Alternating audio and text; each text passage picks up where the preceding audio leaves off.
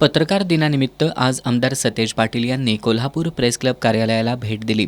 यावेळी त्यांनी माध्यम प्रतिनिधींना पत्रकार दिनाच्या शुभेच्छा दिल्या।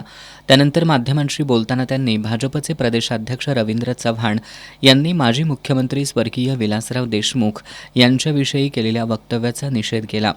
अशा प्रकारचं वक्तव्य ही भाजपची वैचारिक दिवाळखोरी आहे।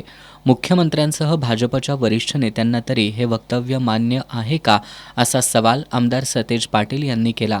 भाजपची ही वैचारिक दिवाळखोरी आहे। रवींद्र चव्हाणांसारख्या भाजपच्या अध्यक्षांनी हे वक्तव्य करणं, माझी मुख्यमंत्र्यांना विनंती आहे की त्यांना हे मान्य आहे का। देश पातळीवरच्या भाजपच्या नेत्यांनी या ठिकाणी सांगितलं पाहिजे, दानवे साहेबांनी बोललं पाहिजे, गडकरी साहेबांनी सांगितलं पाहिजे की रवींद्र चव्हाणांचं वक्तव्य त्यांना मान्य आहे का।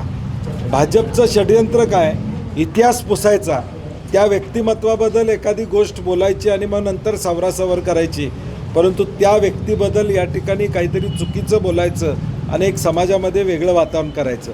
आणि रवींद्र चव्हाणांच्या या वक्तव्याचा काँग्रेस म्हणून आम्ही जाहीर निषेध करतो। या महाराष्ट्रातली तमाम जनता त्याचा निषेध करते। महापुरुषांबद्दल भाजपकडून चुकीची वक्तव्य केली जात आहेत। पुस्तकांमधून वाचला जाणारा इतिहास भविष्यात डिजिटल फुटप्रिंटवर वाचला जाणार आहे। याच डिजिटल फुटप्रिंटवर भाजपकडून महापुरुषांविषयीचा चुकीचा इतिहास सांगितला जातोय, जेणेकरून 50 वर्षांनंतर हा इतिहास सत्य वाटेल, असं हे षडयंत्र असल्याचा आरोप आमदार पाटील यांनी केला। आणि आता हेच षडयंत्र आहे भाजपचं की डिजिटल फुटप्रिंटवर अशी वक्तव्य करायची आणि चुकीचा इतिहास समोर आणायचा, जेणेकरून 50 वर्षांना तोच सत्य वाटेल, अशा पद्धतीचं हे एक षडयंत्र आहे। हा 100 वर्षाचा प्लॅन आहे। सध्या उमेदवारांना उचलून घेऊन जाणं, पैशाचं आमिष दाखवणं असा नवीन ट्रेंड सुरू झालाय। अशा स्थितीत उद्या निवडणुकाही होणार नाहीत अशी भीती आमदार पाटील यांनी व्यक्त केली।